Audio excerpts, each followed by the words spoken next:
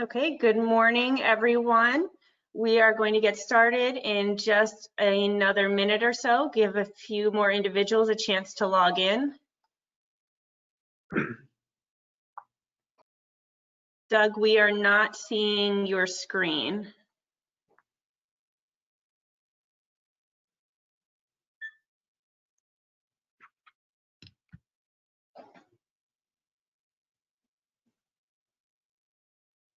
There we go.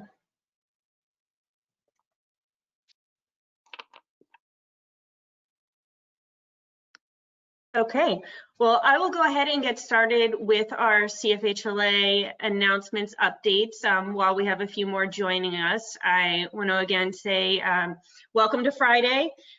This has been a very long week at CFHLA. You will see a lot of information coming out in the Back of the House newsletter this afternoon on different things that we have been working on. So I am ready for the afternoon and then the weekend. For those of you who are unaware, and the timing is interesting, National Travel and Tourism Week, which is this year entitled The Spirit of Travel, is going to run from May 3rd through the 9th. So you'll see different information coming from CFHLA and our partners. Traditionally, we would do different proclamations and deliver pineapples through Orange, Osceola, and Seminole counties. This year, we unfortunately cannot do that, but we'll still be celebrating. And I know we are all looking forward to when we can travel again. As everybody should be aware, the governor did update the mandates for the stay at home, and we can have partial businesses start reopening on Monday. As well, you should know that CFHLA has Stephen Jamison and Jesse Martinez serving on the Orange County Task Force. Jesse gave us an update yesterday where the task force initially was going to have a few meetings split into subgroups, maybe 1 or 2 meetings from there, and move forward with the next steps for Orange County. Those have now been accelerated, and they've been meeting multiple times during the week, sometimes multiple times a day. Next week, I think Jesse has 3 to 4 different subgroup meetings before another task force. So today there will be another full task force meeting at 2 p.m. We hope that the mayor may make some specific Orange County announcements following that later this afternoon, or if not, sometime over the weekend or on Monday at the latest. So look for that information. CFHLA did send out an email with the link so that you can view that broadcast through Orange TV. If you didn't receive that and would like to, feel free to reach out to me and I can assist so that you can see all the information live, what is going on. And if you haven't listened to any of those, sometimes the public comments that are read in the beginning are the best part of the meeting. Moving forward, welcome to part 2 of this 4-part media crisis strategy seminars. We are very proud of our partnership with Barr that we are able to continue these and offer this to the CFHLA membership. So today, part 2 is entitled Media Crisis Strategies, Increase Awareness and Intent with Reduced Budgets Through Strategic Media. Just changed the slide on me, sorry. Strategic media opportunities. We have 2 more coming up. Part 3 will be next Friday. That is our creative messaging crisis strategies, content that connects during crisis, tips for how to connect with consumers through creative. And then lastly, on the 15th, we will have the final part 4, search and social crisis strategies, social opportunities and recommendations to effectively reach audiences and maximize budgets during a crisis. If you could, any questions that you have come up along this presentation, please utilize the chat function or the question box on your screen, and we'll go through and answer those. So now to introduce your presenters today, and go to the next slide. We have Dennis Nichols, Vice President of Media and Analytics, and Christina Howard, Director of Digital Media and Analytics for Barr. So I will now turn the program over to Dennis and Christina. Thank you. Oh, and Erin, thank you so much for giving us the opportunity to come in and be a part of the association and certainly present this 4-part webinar series. We're real excited about it. We had great response last week, and we really hope that everyone's going to enjoy what Christine and I have this week. Thank you, everyone. Looking forward to going through this with you.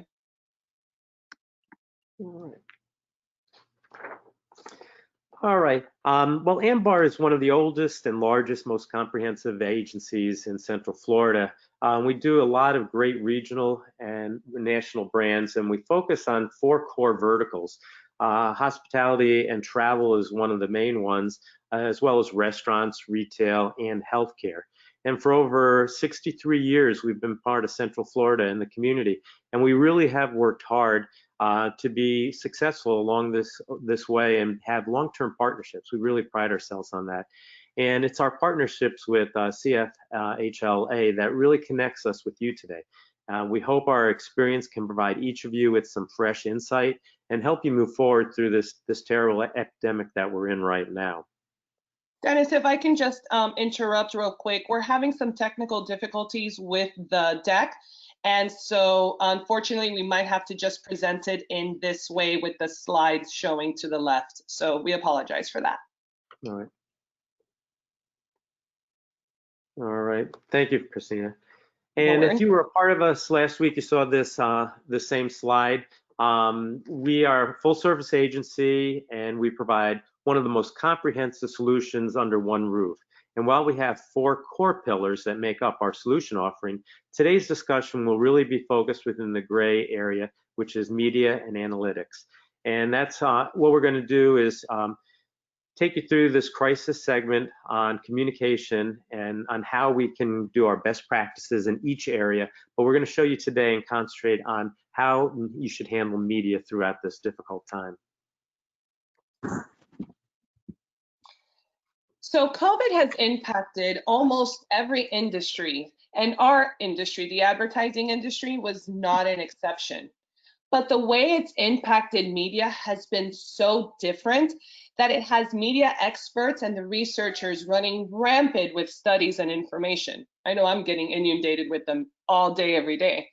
So it's no surprise that while media spend is down, the consumer consumption of it is way up.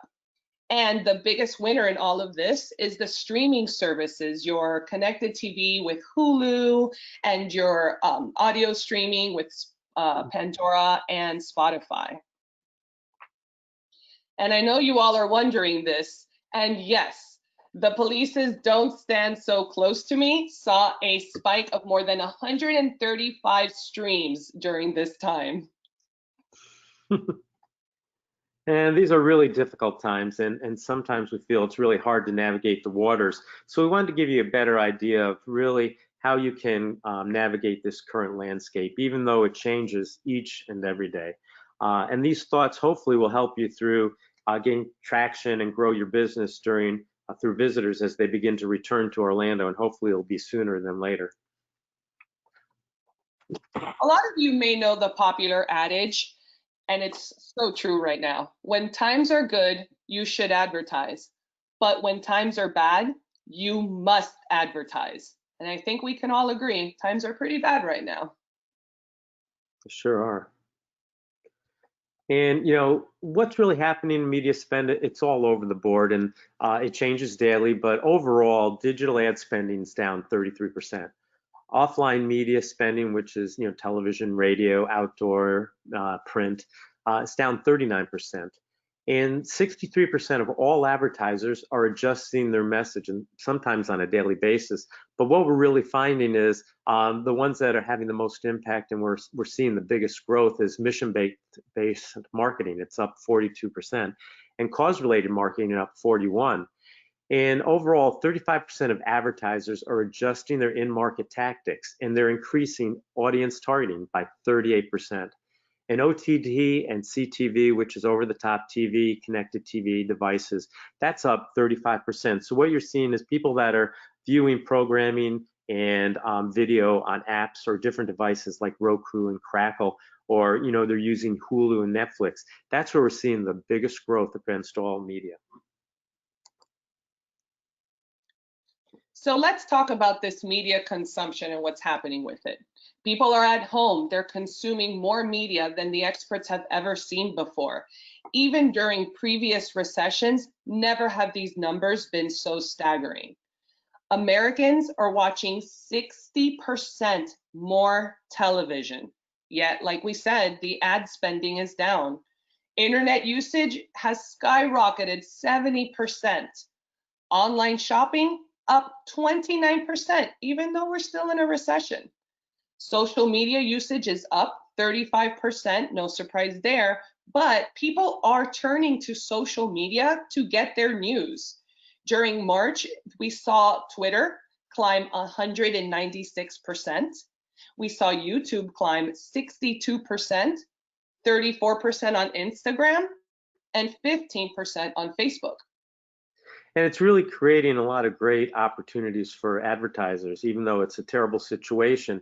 And the chart, to the right really shows that. It's showing that 60% growth in media usage. There's a lot of people out there consuming everything to try and get as much information as possible about what's going on and how it affects them. And we're also seeing huge declines in ad spending. And so what this is creating a void in the center eye. And it's, a larger audience with less commercial clutter. So who's filling this void? Well, you have the opportunity to do that. And that's what we're going to go over today. So let's talk about streaming and how it's just completely skyrocketed. The stay-at-home orders, people having to stay in their homes, have catapulted connected TV into the limelight. And this is all because of the streaming of video consumption. People have more time on their hands, less money for subscription services like cable, no sports on television, and people just don't want to watch negative news all the time. So they want to have control over the content that they watch. Netflix, that we probably all have and are very familiar with, has grown almost 16 million new subscribers during this COVID period. Streaming between 10 a.m. and 5 p.m., the hours that people used to not be at home, has increased almost 40% across all the sources.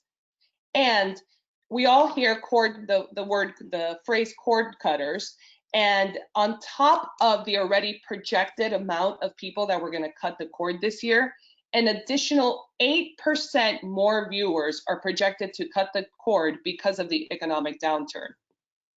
This chart over here has some more important facts. Persons using television is up 19%. Total usage of television across all devices is up 25%. Then total usage of devices, your laptops, desktops, phones, etc., is up 46%. And gaming is up almost 60%. Now, I want to talk about Hulu specifically because of the top 4 streaming services that include Netflix, Disney, and Prime, Amazon Prime. Hulu is the only one that accepts advertising. So here's where you can spend your money should you choose to buy into connected television. Viewing on Hulu is up 48% year over year. People are binging more than ever, and their sessions have grown 30% month over month from April to May. And Hulu, if you're familiar with it, it has a live TV component that people can stream live television. Well, the viewers are spending 54% more time watching the news month over month there as well. And then we have to take a look at what's happening offline in the television broadcast world and TV and print. Broadcast TV still has the highest reach across all media, 81% in this most current chart from Nielsen. So this is really an area of opportunity as inventory becomes available. So we need to take a look at it. And I think it's no surprise daytime cable news viewing has skyrocketed over 300% year over year. I mean, people are gravitating to everything they can get their hands on regarding what's happening with the virus and how it affects them. And 27% of consumers are saying that they're watching more ads than ever before during this pandemic. 33% also say that they're paying more attention to the ads from a local business. And I think that's key because while people are more attentive, they're really taking note as the kind of messaging that's being put out there by the local advertisers. So if you can target your messaging perfectly to the environment and what's happening right now, that's where I think you're going to have the most potential when we come out of this area of difficulty. Well, we want to also take a look on how it relates to everyone here and how it affects the travel industry. And we have some great news. It's really no surprise we're all going stir crazy as we stay home. Even though we're working, we're really tired of being here. So 45% of consumers say that they're really looking forward to traveling again. And I think that's key, and that's great for us. It's great news for our economy, and most particularly to this market here, which we depend on tourism so greatly. But there are quite a few things that we need to be cautious of as we move forward. Next slide, please. And we have to be really careful where any of our ads are placed online. And while there's so much new content out there about the coronavirus and how it's affecting us, we've already seen, and people are really concerned about ads that are being placed next to it. And so there's a current study by Integral Ad Science, and they were really looking at core verticals and how it was affecting it. And unfortunately, travel was one of the top ones where consumers really don't want to see travel-related ads next to the virus. And maybe it's because they just don't want to see their plans jinxed. They want to be able to travel and get out there, I think. But the best news is, as soon as this starts to clear and everything starts to open up, we know the intent for people to get out and travel and experience things in Orlando is really high. So let's talk about reasons and ways to be out there. A lot of you might know the story of Kellogg's and Post during the Depression, but when the Depression hit, no one knew what would happen to the consumer demand. Post did the predictable thing. It cut back on advertising, but Kellogg's doubled its ad budget, moving aggressively into radio advertising and pushing its new cereal, Rice Krispies. By 1933, even as the economy took a downward turn, Kellogg's profits rose almost 30% and became the dominant cereal player it is today. Yeah, and only 8% of people believe that brands should stop advertising altogether in today's climate. And I know that's hard to realize when you're in such an economic crunch as we all are, but it's really important that we keep up the messaging. A 6-month absence from TV advertising will really result in about a 39% reduction in total brand communication awareness. And we all know how hard and difficult it is and how costly it is to get our awareness out there. And once we build it, you don't want to lose it, because it always costs twice as much to get it back. And for brands that share messaging solidarity during this time, there's a 38% rise of intent to engage. I think that's critical, and we all need to keep that in mind. So hopefully by now we've convinced you guys that it's important to be out there. So let's talk about some approaches you can take in starting to advertise. For those of you that have a smaller, tighter budget, you may want to look at search and social channels. These channels offer a lower cost of entry to be able to start advertising in them. And if we take YouTube, for example, consumers are spending 20% of their streaming time on YouTube, but their CPMs, their cost per thousands, are down 28%. That is 28% more thousand impressions you can get for your media buy. But we have two great guys that are going to talk about this and more on search and social in part 4 of this webinar series. For those of you with a bigger budget, you might want to look at some vendors out there that are offering great deals during this time. Take Hulu, who I spoke about earlier, for example. They're offering 5% added value. That's 5% bonus spots for media spend starting at $15,000. So that's $750 worth of free spots, which could equate to 20 additional spots. SpotX, a premium video vendor that runs video across pre-roll inventory as well as OTT and CTV, is offering a 20% discount on their CPMs. So that would be a $29 CPM versus their usual $36 CPM. And I think on the traditional media, which a lot of you I know are probably a part of, which would be broadcast, television, radio, cable, out of home, which are outdoor billboards or bus benches or things like that, and print, which encompass magazines or newspapers. We really need to take advantage of last minute remnant inventory deals. And I think that's where we're seeing some of the biggest savings, as we've hit this pandemic. I think advertisers, were very hopeful originally. And when we started in March, a lot of advertisers obviously already had their media plans and buys in place for, April and May. And they were real, hopeful, thinking that they could keep those in. And then what we found is as we entered into the first week of April and seeing how bad it was here, a lot of advertisers canceled their advertising. And I think this is everyone's working together, which is great. A lot of inventory, which typically isn't cancelable unless there's like a 2-week window in TV and radio, and out of home, which is actually a non-cancelable contract.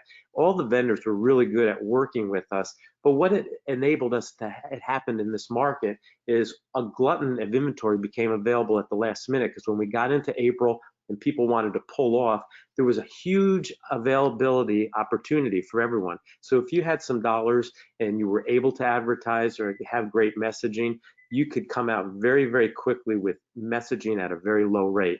And I think that's really good. It's happening again in May. Everyone's hopefully thinking it's going to get better, but you just have to really watch and stay in in contact with the local broadcasts and outdoor people and the newspaper and print people to see what deals are out there. And if you can take advantage of them, that's great.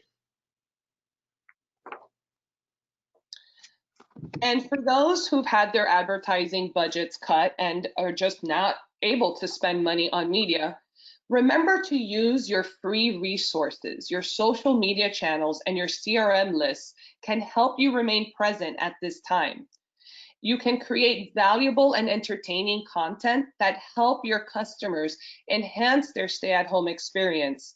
And you can do this by exactly what I said, sharing via your social channels and your email list. One idea is to share recipes from your hotel's chef. DoubleTree most recently shared their famous cookie recipe. Another idea is if your hotel has a spa, share some of your hotel's spa treatments that people can do at home. Well, and here's one of the things that we did for one of our clients, Crayola Experience. We had outdoor boards up in the market during this time period, and what we were able to do is think quickly, change messaging, and they were able to offer not only on their social channels, which are free, on some inventory that we already had and didn't want to take down. And we changed messaging to offer creative craft ideas online so that our message was up there, it was fresh, it was lively, it was giving back to the community, where you could go online, keep your kids actively involved. And it's just really, really neat, and it's been received extremely well. Another way is to really share images of your property so people can use Zoom as backgrounds for desktop and wallpaper. It's a great way to really have the consumer see themselves as actually being there, and you can really showcase your properties. I myself, I like to see island sceneries when I'm actually online, and I also have been known to use some Snapchat back images of snorkeling, but use it to your advantage. Use your backdrop to get consumers interested in your property.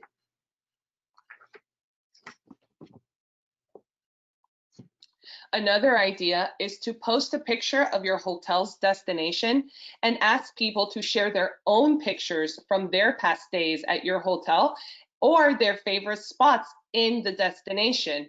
And then you can build a dedicated hashtag for it and have them share their experiences and tell their stories. And if your hotel offers group fitness classes, you can create workouts and share them via your social channels that guests can then use to stay active at home. I personally love these. I have a lot of vendors that have been sharing exercises and fitness classes that I can do at home, and they're my favorite. So now you've decided to be out there and you're going to run this advertising, but what kind of messaging should you be running? Let's go over some do's. Your customers want you to live in the same world as them. Remember, we're all in this together. That includes brands and their customers. 77% of them want you to talk about how your brand is helpful in this new norm, the new everyday life.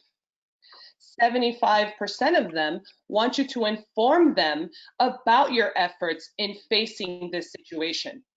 They obviously want a reassuring tone. They want to feel secure and stable. And 53% of people are more likely to purchase a product or do business with a company that explains what they are doing to help its employees and their customers.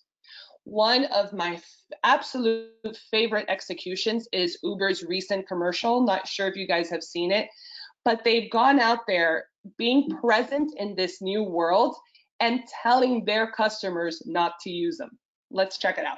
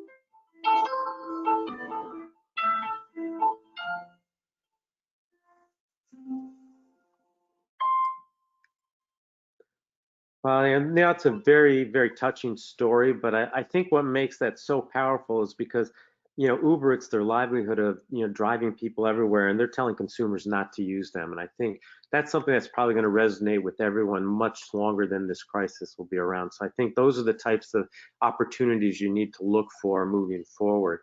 But, in the same token, there's some do nots that you really want to follow as well. You don't want to run tone deaf messaging. We really need to be avoid force and force connection, exploiting the situation to promote a brand. 75% of people say they don't want to see that, and you should know better. I mean, you also don't want to use a humorous tone. 40% of people don't like that as well. But the most important thing is you not want to be present. You have to be out there with messaging.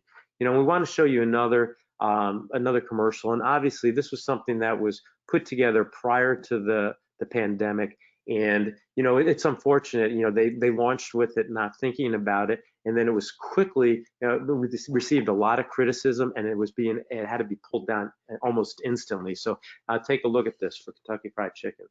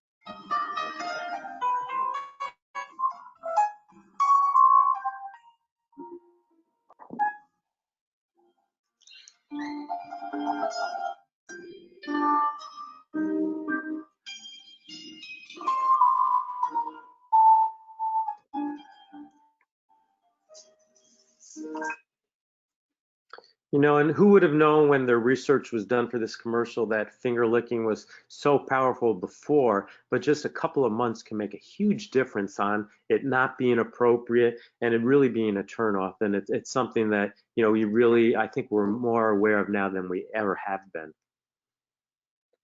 Well, we've covered a lot of things over the last 30 or 40 minutes. And just wanted to summarize them before we get to questions and answers. But media usage and inventory is definitely up. So while the costs are down, there's opportunities for the advertisers that have the available funds to do it and want to, help promote their business in a very positive way. But we have to continue messaging to guests. And potential guests. That's critical because, we don't want to have them forget about us, when this virus starts to go away and the state opens up again. But we still have to be mindful of the messaging and the content. Now is not the time to use a hard sell. You don't want to have a direct call to action and no offer-driven messages. So you'd be more positive and thoughtful when we're doing our messaging. And use tone-appropriate brand messaging. I think that's what's going to resonate the most, like it did with the way Uber did their commercial, and definitely not what Kentucky Fried Chicken did. And I think it's so important that we convey how the company is facing the situation. I mean, what sanitation efforts have you put into place? People want to know, do you have new social distance procedures in place? And do you have messages of solidarity? Now more than ever, people want to know that you're taking the proper steps to make them feel safe when they come back to your hotels. And take advantage of deals across all media landscapes. Find where you can use your media the best. And don't forget to use your free channels. Those are some of the most important sometimes.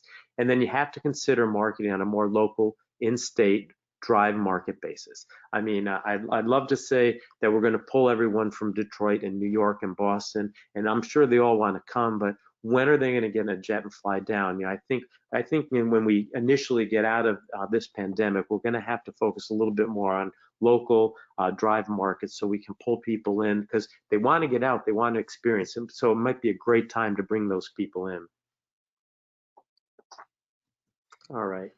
And like Dennis said, we've just thrown a lot of information at you guys. So here we've left a slide with resources, links to a bunch more information, stats, and other things that can help you navigate through all of this. So if anyone has any questions, please go ahead and send them through the chat and we can go addressing them.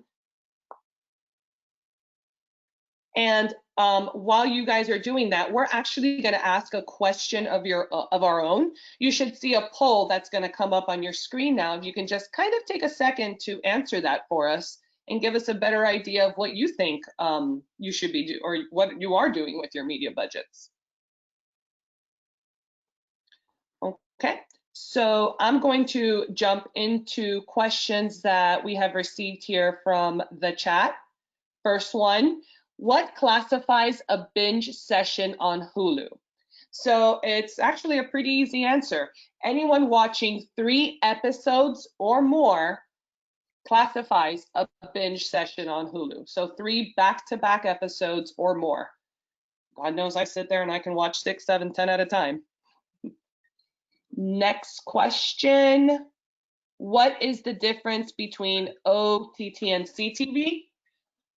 OTT is over the top and CTV is connected television. Over the top, OTT is the content that is available across devices. So if you are consuming video content, whether it's on YouTube, on your desktop, on Hulu, on your phone, or on HBO, on the HBO app on your television, that is all OTT. That is all content that you are streaming over the top, over and beyond a traditional television set. Connected TV is the actual device, your connected television, whether your television is connected because it's a smart TV or it's connected through an Apple TV or a Roku device. Connected TV is the actual device that you are using to stream your over-the-top content. All right. Dennis, do you want to take this next question? Yeah, it says, will the cost for TV and radio stay low even after the state opens up again?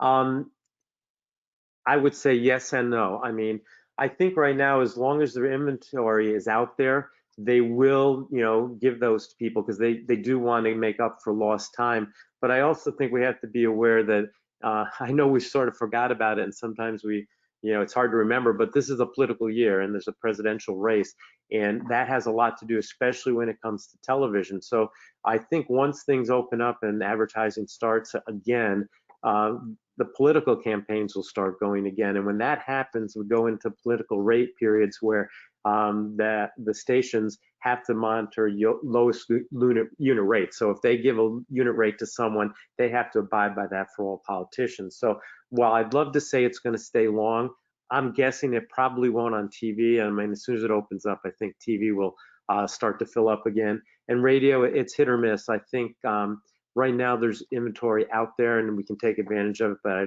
just don't know how long that'll last. Let's see, there's another one, Christina. When will it be good to start advertising again with more forceful or promotionally driven messages? Again, it's really depending on what happens in the marketplace.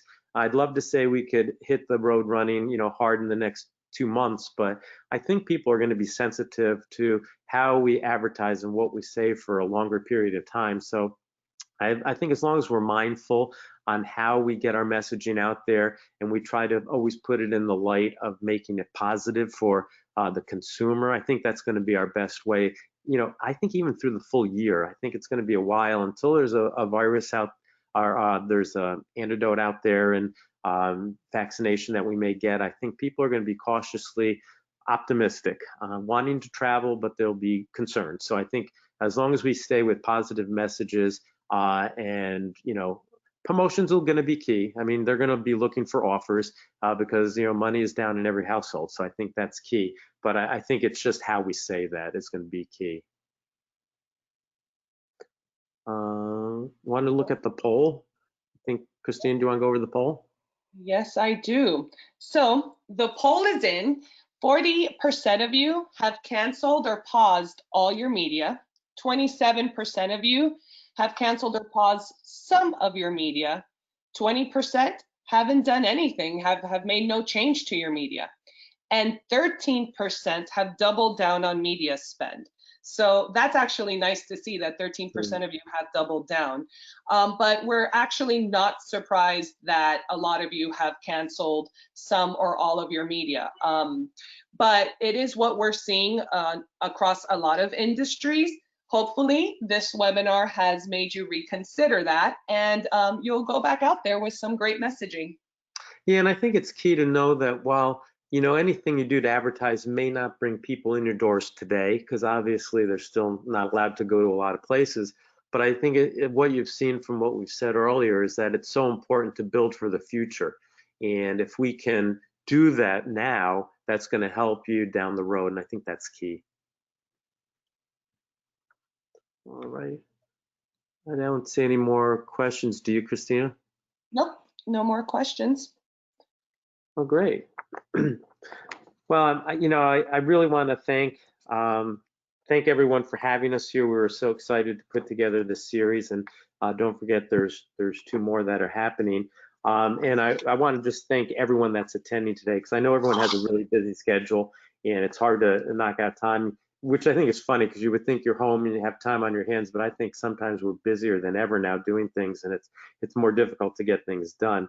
But overall, I hope you found that the content we reviewed and provided today provided a lot of insight, and that you're able to walk away with some, you know, actionable items that you can immediately apply to your business to add value. And, you know, if you can't do it today, maybe it's tomorrow or the following week or 3 or next month. But I think it's important that you really need to think about what's happening in your future and how you can tailor your messaging and your media to make that happen. And, you know, don't forget to tune into the other parts of our crisis strategy web series that you'll see here, and they'll be sending out some more emails shortly with links for registration. And should anyone have any additional questions or wish to speak to, you know, Christina or me in any detail, more detail about specific challenges that you may be having or how we could help out, just, you know, give me a call. My contact information's there, and Christina and I would be more than happy to reach out to you as well. But thank you, Aaron. Thank you, Dennis and Christina. We appreciate your time today. Information and registration for part 3 will be out in the back of the house this afternoon, and as well with a full flyer for registration on Monday. So look for that, and we hope that you'll join us. And I just hope everybody has a really great Friday afternoon. Thank you. Thank you, everyone. Thank you.